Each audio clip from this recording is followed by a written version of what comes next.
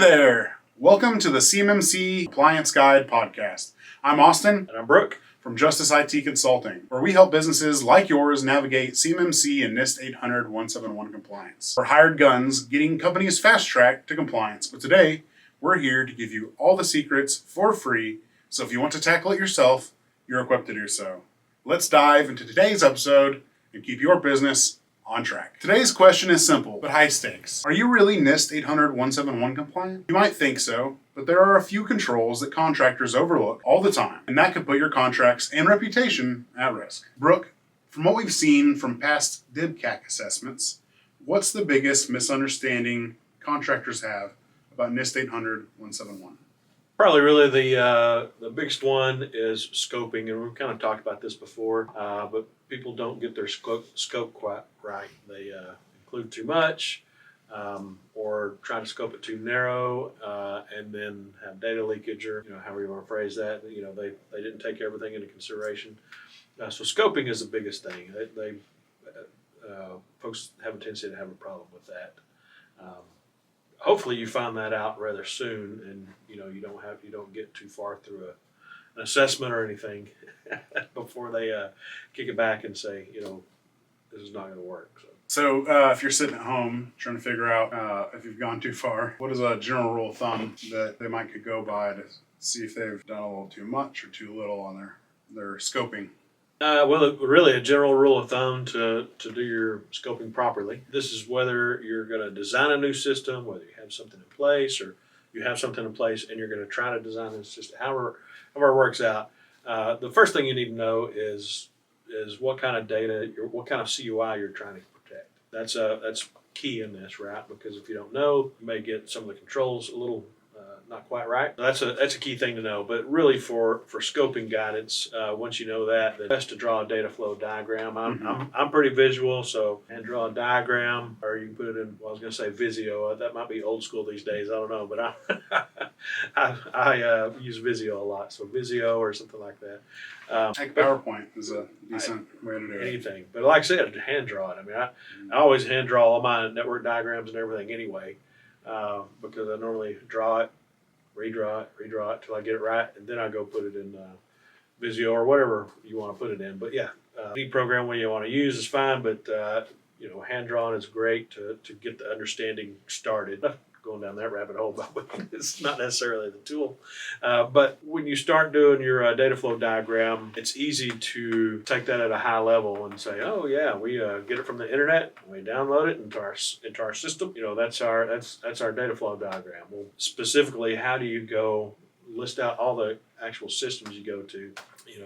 Lockheed's portal, you go to whoever's portal, download it from that portal, or you get it through secure email or whatever it is. Each one of those is a system. Write all those down. Write down all the systems. Draw out all the systems that you have in place, like Microsoft 365, SharePoint, then email, SharePoint, whatever you have on premise. You have your file system, your server shares. You have maybe a ERP or an MRP or something like that, or some other kind of database. You have some other applications that use it, so you got to list all those systems, all those applications out, and then draw out where your data, your CUI flows to. Once you take all that into account and draw it out, it begins to make a little sense. And if you draw it and it looks like one big giant spaghetti, bowl of spaghetti, which is probably about right, but once you draw all that out, then you can say, you know what, we need to simplify this. This is the way it looks currently. This is what I want it to look like, and you can then design that. But you got to draw that data flow diagram first, and take everything into consideration. All the portals, all the applications, all the systems you have. Take all that into consideration. Also take into consideration: do you send it to some of your subcontractors? You got to pay attention to flow down, right? So if you send it to some contractors, how do you get it to them? So you've got to make sure you keep your controls in place when it leaves your boundaries as well. And then, not that this is part of the data flow diagram, but there's flow down, and so your subcontractors are going to have to meet that as well. So it's good to know that your subcontractors are compliant as well. So when I think about operationalizing this a little bit, think of there's three main buckets. Where does it come from? It's a source, right? So if you could map that out, is it customers, what customer portals, is it email, etc. And then second is, where does it reside while it's here with us? Whether it's on a machine or a computer or the file server or the ERP system, wherever that may be on your systems and software. And then three, where does it travel to? Where does it write? And in what modes or pieces of software or communication channels there? So it's kind of three main buckets. And from there, you might need to bring everyone, programmer, a CNC operator, the general manager, the sales person, whoever. You might need to bring them all around a table and put those three buckets on a whiteboard, and then you can map it out. You don't probably just want the quality guy or the owner or the GM just assuming and putting this together. You probably need everyone contributing to that. That is a very good point, because I know that, as an IT guy and working with some GMs and owners and whatnot, some CEOs or CFOs or whoever, what we think is happening isn't always what's actually happening. So yes, you need to get some of the people that actually do the work and actually know what's going, actually have done it and can tell you this is the way we do it. And a lot of times you end up going, we didn't realize they were doing it that way. So it certainly helps to know all that. Yes. So you say a simple thing, just draw a data flow diagram, and it really can get pretty entailed. But simply you need to have a data flow diagram and know where everything goes, know where that data goes that you're trying to protect. So it can be a little complicated trying to figure it all out, but that's a very needed first step. I guess that would actually be the second step, right after knowing what kind of data it is that you're trying to protect. So let's get into specifics. What are some of the top NIST 800-171 requirements that contractors miss or get wrong? So for multi-factor authentication, MFA, what we see that a lot that people do is they make sure it's in place for remote connections like VPN or something like that, and also for admin sessions, which is absolutely needed for those. It's also needed for network connections to CUI, which means if it's going over your local network, if you're connecting to your server over a network, which you likely are, unless you're working specifically on your desktop or laptop on that hard drive, if you're going across the network to access that data, it's across the network, and you have to have MFA in place to protect that. MFA, multi-factor authentication. So that's one of those things that is misunderstood. Next would be risk assessments. Risk assessments need to be done on a periodic schedule, annually, for instance, and you need to follow a risk management framework and methodology, and you need to document everything you do for that risk assessment. So that's another thing that people get wrong or don't follow through with, is those risk assessments. Another thing would be logging. A lot of people make sure things are logged. A lot of people think you absolutely have to have a SIM, and you don't necessarily have to have a SIM, but you need to protect. The way the controls are written is that it really makes it a lot easier if you use a SIM. A SIM will will help you very easily fit all those controls.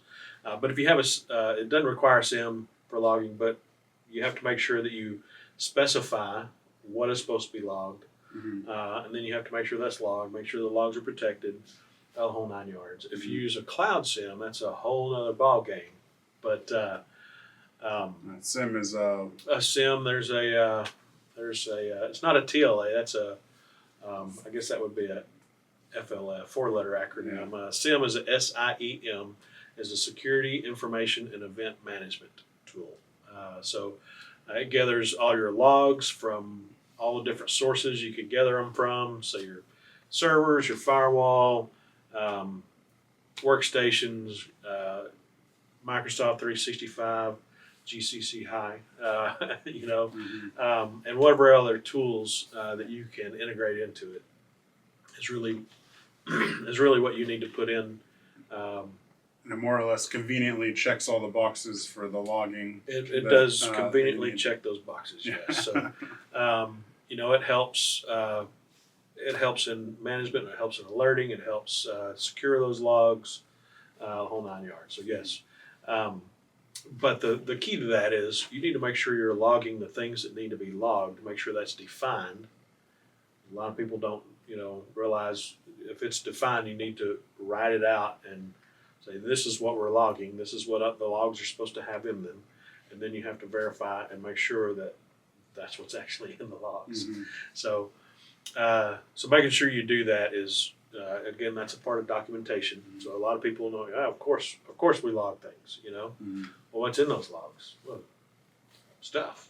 So, but you got to know what's in those logs, and you got to make sure that you define all that. Just make sure that again, it's documented. Make sure that you've defined what's supposed to be in the logs, and that you actually are logging the things that you say you're logging.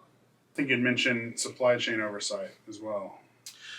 You're always supposed to verify that your suppliers, that anybody that you handed off that CUI to, or any part of that CUI, that they are compliant as well. You're always supposed to do that. It wasn't done very much. So they specifically called it out and said, yes, you are supposed to. It is your job to make sure that your suppliers, your vendors, anybody you subcontract to that touches that CUI, they have to be the same level as you. Mm-hmm. Now, it may be that they only, if there's documents that are portion marked, and I don't know about level 1 and level 2. I guess level 1 really would be FCI, but it could possibly be that you're not passing down CUI and it's only FCI. If you're level 2, they need to be level 2. If you're level 3, likely they need to be level 3. Really, if you're level 3, but you have some information that's level 2, that is level 2, then they need to be at level 2. That's what I understand. So, for instance, Lockheed, they're going to be level 3. So actually, but not all of their suppliers for the F-35 have to be level 3. Mm-hmm. Some level 3, I'm sure. Most of them level 2, and then I'm sure there's some people that do some off-the-shelf stuff. Now that we've made that clear as mud, basically. But the rule is flow down. If you send them CUI, they need to be the same level as you are. How does documentation play into compliance misunderstandings? I don't know. Have we ever talked about documentation before? Never. So, there's a small portion of these that are of these controls and the objectives that are technical, and most of this is process and documentation, right?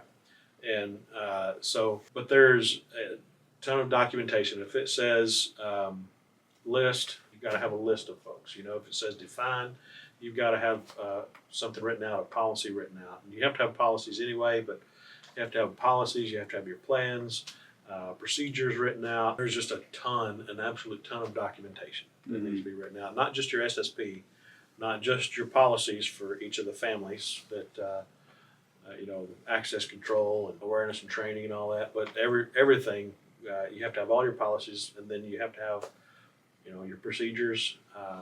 This is how we do these things.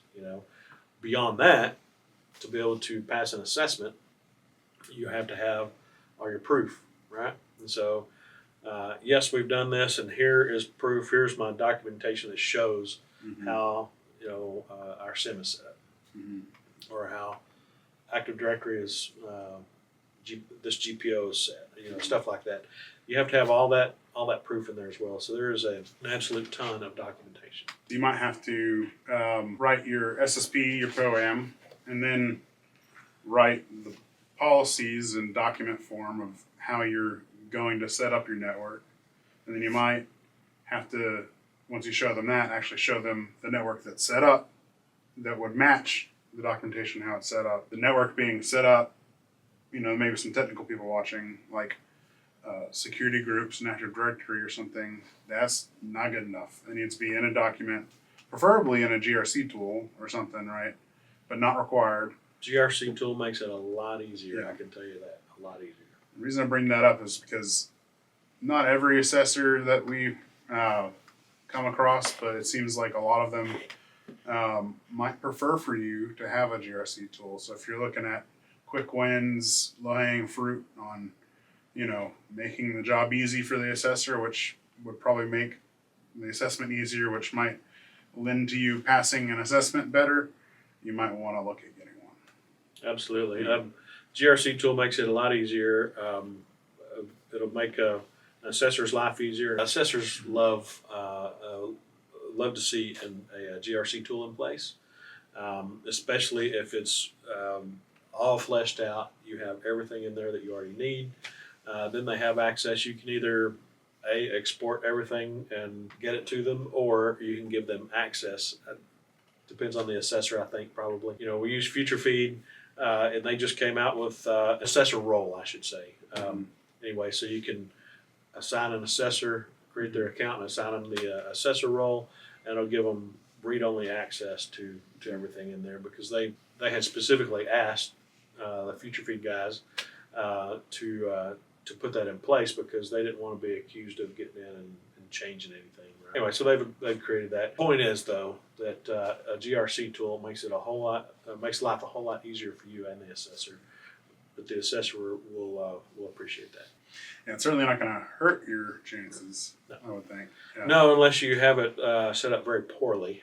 Mm-hmm. But if you have that set up very poorly, then it's probably likely there's a lot of other stuff that's done poorly. So Yeah. it's either going to take you 150 years to get through the assessment, or you won't pass it. So, Yeah. but a GRC tool, completely flesh it out, will help you with that assessment. And the reason I bring that up is because we're big on, I guess we can't say proven best practices, because there's, a minority of people who've gone through assessments and been certified. But at this point, we can have accepted best practices, or what, everyone's saying, assessors mainly, they would want to see. And so we're big on taking a playbook that is the least path of resistance to get you to certification. So whether it's with us or someone else, like GRC tool is part of that. We're going out on the Oregon Trail. You can certainly make your own path, or you could buy a map from the guy at the trading post of the routes that people died less on. Yeah. I don't know that I've had the CMMC assessment process compared to the Oregon Trail before, but that's pretty good. Yeah, I mean, I was just thinking about it. So I remember playing that game as a kid. I think everyone did, and it's kind of like that. It's fraught with adversity and danger. There's sure as heck a way to make it easier, and that is to build on those that have gone before you, or listen to the people that are you're going to be beholden to, and make your job a little easier. Just to tack onto that, that's one of the things that you want to look for when knowing who to trust. Is folks that are, starts as a registered registered practitioner in a registered practitioner organization, an RP and RPO. They get registered through the Cyber AB. Mm-hmm. That's very minimum, and to tell you the truth, the bar is pretty low for that. The next really good step is CMMC certified professional. And there's a lot of folks, including us, who've gone through that training because it basically teaches you how to do an assessment. And so that is, it's been eye-opening for us, for some of our folks who have gone through it. So that's great. CCAs can help out a lot, although there's going to be a lot of them that are very, very busy right now. Mm-hmm. So. Yep. But yeah, look for those kinds of things, and people that have been doing this for a while and understand it have been working through this process. Mm-hmm. I didn't intentionally do this, but it seems like a good setup for our next topic that we wanted to get into, which is some contractors say that the guidance is vague. Why does this create issues? So these NIST controls. They leave some flexibility, and they're pretty prescriptive, but there's a little bit of flexibility there to adapt these to your own system and cover these controls how you see fit. So So there is so that flexibility. Even though it's pretty prescriptive, there is a good bit of flexibility there. So that flexibility leads to some misinterpretation. Really, where you need to start is looking at the NIST 800-171A, which is the assessment template. It says when you're going to assess someone, this is how you do it. Mm-hmm. You do this, and you interview, you test, all this kind of fun stuff. So it goes through the whole thing, and so you need to go through that and look at that. If things are still unclear, you can see where these controls come from, and for instance, some of them reference NIST 800-53, which is a government document, and that government document is what governments have to follow. Instead of NIST 800-171, they follow NIST 800-53. So, but a lot of the controls reference back to that and to some other areas. So once you read that documentation that it's based on, that'll usually clear it up pretty good. There is still room for some flexibility and some misinterpretation or some seeing things a little differently, and that's okay. But if your assessor sees something differently than you do, you can make your case. We really need to make sure you're on solid footing. Mm-hmm. And really, if you're on solid footing, the assessor is probably going to understand and go, "Oh, I see what you're doing, and I see that it does meet these controls, and these objectives." But if you don't read the assessment guide and you don't look at any of the supporting documentation, then yes, some of these can be misinterpreted. So another thing I wanted to bring up, a mindset issue a lot of people have around compliance, and the fact that it's not a one-time event. You see this a lot. Typically, people think that they can just get some things done, do some paperwork, and be done with it. And additionally, what that leads to is, okay, well, why does this cost a lot of money? Like I might pay for my ISO audit or something, and it's just done, and we revisit, later. Right. Why does this have such a high carrying cost in terms of whether it's software tools, security licenses, GCC and Microsoft license upgrades? Why is it like this? And you have a lot of frustrations and confusion around that being the case, and that it's not a one and done project. Can you speak to that? People getting these ITAR or ISO audits, and that leads to a lot of misunderstanding too, because they think, oh, well, this is just another one like those. It ought to cost $2, $3, $4, $5, $6, $7, $8, $10,000, whatever, and we're done. Come in for a couple weeks and they're done. Right? They write up some things that we need to do, and everything's good. Well, this is not like that. Mm-hmm. So, and we've had people say, I just want you to put it in place, and we'll take care of it, Right.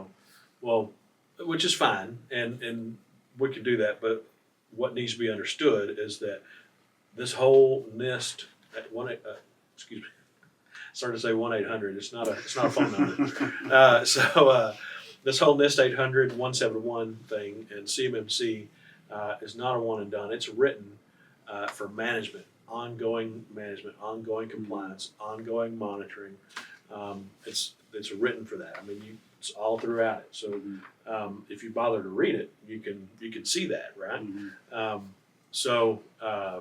We just let people know that, hey, look, this is what I just said. It's made for ongoing management, monitoring, and maintenance. Mm-hmm. There's no putting something in place and being done with it. It's like and really, to tell you the truth, any IT, this is not strictly IT, of course, NIST 800-171, but there is a technical component. But as in IT, people just want stuff put in. They don't want to have to manage it. They don't want anything, and that is really doing a disservice, because there's no updates being done. There's no monitoring being done.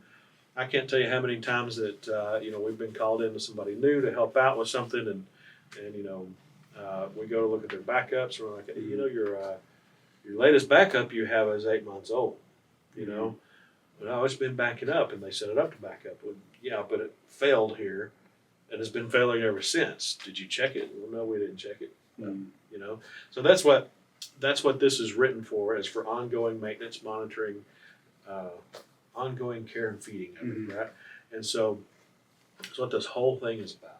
And so you got to understand that you can't just it can't just be one and done. Right. Now, somebody like us can come and put everything in place for you, but then you have to go manage it, and that's fine as long as you take care of it and all that kind of fun stuff. But somebody has to manage that, whether it's you, whether it's Fred down the street. That may not work, but you know, anyway, no matter who it is, somebody has got to take care of that. And that would take form of approved patches, written down, confirmed that it took place, that it was installed. That would take form in the fact that there is record of a log being reviewed and a result, whether it's remediation or otherwise happening. That would take place in someone looking at the antivirus system that you have and doing necessary steps there, looking at potential false positives. That would look like someone going on all the computers, performing maintenance, and then logging and recording it. Right, so those are actions that have to happen. You would have to use someone existing on your staff and give them those new additional duties. Hire someone internally to fill those new shoes, or hire it out to a contractor to complete them for you. But regardless, they have to happen. Absolutely. And to step back from technical a little bit, what about your authorized user device and process list? The what? Exactly, yeah. Huh? Isn't that an Active Directory? No, it's not. It's, that could be part of it, but that's your identification, not your authorization list. So who reviews that? How often do you do it? Is it documented? What about your sign-in sheet for people visiting your facility? Do you have those? Do you keep them? Do you where do you document them? What happens with those? That's ongoing. What about vulnerabilities? Is there somebody that watches for vulnerabilities to come out? Is there any kind of documentation? Is there? There's all sorts of stuff that has to happen on a scheduled basis or a routine basis. It's scheduled also, but on a routine basis. That's the whole ongoing care and feeding. Right, and there's a lot of low hanging fruit things like Susie at the front desk can now be in charge of the sign-in sheet, and she records it a certain way, and that's an easy offload to an existing role. And she's in charge of, if somebody doesn't sign in, she goes and tackles them. Right, yeah. But then there's a whole slew of new and additional duties that are, not easily assigned to existing seats. And, correct. Yeah. And that's mandated by the compliance itself. So we bring all that up, not necessarily to scare you, although it may, but really to get at the point of how this episode started out, whether or not you're actually NIST 800-171 compliant. And those are some gut checks that you can do to yourself to determine whether or not you might be compliant. So really what we're trying to do is generate a little self-assessment for yourself. So that way you are empowered to know what camp you might be in there, right? And so if you checked yes to all those boxes, that all sounds like stuff I'm doing, fantastic. You are doing phenomenal. If anything like that sounded like maybe not, I want to make sure we provide some actionable takeaways that those people can go forth with and do to maybe get themselves from not compliant today to a little bit further down that path. So what are some actionable takeaways that a listener at home might do to get more compliant? Technically, first things first is what I mentioned earlier is is identify your type of CUI you're trying to protect in the data flow diagram, right? But really, the next step is to do a full gaps analysis. Make sure that you know where you're at right now, and truly where you're at, not just, sure, we do that. But you got to go through every single one of the 320 objectives and say, do I meet this or do I not meet it? How do I meet it? What is lacking if I don't meet it? Go through every single one of those. And by the way, if there's 5 for instance, if there's 5 assessment objectives underneath one control, then and if you meet 4 of those and you don't meet one, it's not complete yet. Mm-hmm. That control is not met. Mm-hmm. So I mean, it's that simple. You've got to meet all those assessment objectives underneath the control for that control to be met. Mm-hmm. But yes, and sorry to hop on that train of thought is, I believe, and you're gonna have to correct me, but the Exastar website has an SPRS self-assessment tool or PDF or Excel sheet, I think, that's available that you could use for free to assess yourself. And I think there's something available from NIST maybe as well, that like how to conduct a self-assessment and gaps assessment. Isn't there a couple resources out there that they could go just download for free without putting their information in? And yeah, absolutely. I mean, there's all sorts of spreadsheets out there that you can download. But and the best thing to do really, if you're starting out trying to figure out where you're at, is to download that NIST 800-171A. Mm-hmm. That's the assessment guide, and so do that. With level 2 assessment guide, there's level 1 and level 2 for CMMC. But you download that assessment guide and go through it and fill out, do I meet this objective? Do I meet that objective? Mm-hmm. And go through every single one. And then from that objective, from that assessment, from that gaps analysis, then you can say, these are all the ones I don't meet. Mm-hmm. And then you start grouping them together and you list them out. Here's my POAM. I got to finish all these, right? Mm-hmm. And so that's your POAM, your plan of action and milestones. And so it's your plan to get everything done, right? So you list out all that. You try to group those together into, projects. Mm-hmm. And from there, you can start guesstimating your amount of time and effort involved in each one of these, the cost involved. Estimating is just a confident guesstimate, by the way. Yes.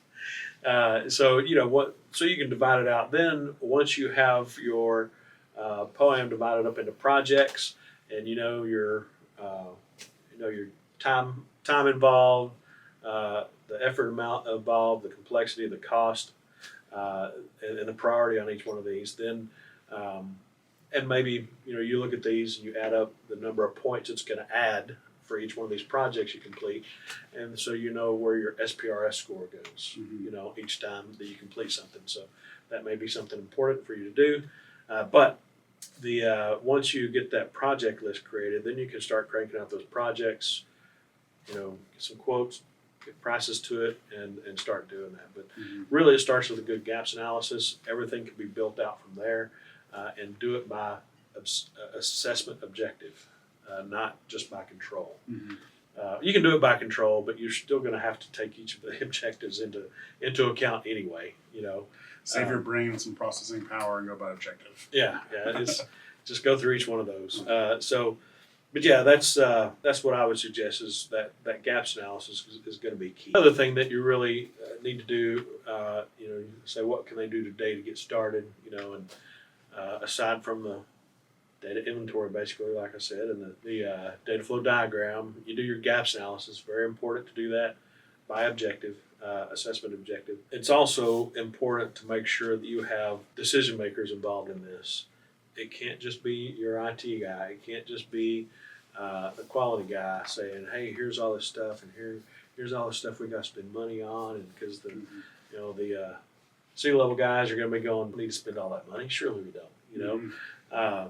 So you really need to have some decision makers involved, and so these projects have legs, and so you can get them done, because that's very important. So otherwise, it just becomes to justification, like sort of situation. Why do we have to spend this much? But if you put someone that's a decision maker to go in, yes, then it's like, okay, we have to, because if they're involved in that project, involved in drawing all that out, then it's pretty much assumed that you've got to go through this. You got to get it done. Right. Yeah. If you want to become compliant, there's always the option not to, right? Right. You know, the other thing along with that to keep in mind, again, is what we just talked about, is that this is ongoing. Mm-hmm. You know, you'll do this if there's any changes. You're going to have another POAM. You're going to have to. This is an ongoing process. There's several things that have to be completed periodically and managed ongoing. Well, Brooke, do you have anything else for us? I think that pretty well covers it for this episode. Okay, awesome. We will be at DIPCon June 2nd or 3rd, I think. Google it. It's June 3rd through 5th. DIPCon in Oklahoma, the beautiful big city, bright lights of Oklahoma City. If you want a shirt, documentation shirt. I promised Brooke that we wouldn't put his face on there, so sorry. We couldn't give him away if you did that. Yeah, yeah. But we'll have the shirts, so stop and see us there. We'd love to meet you. Otherwise, if you have questions about what we covered, please reach out to us. We're here to help fast track your compliance journey.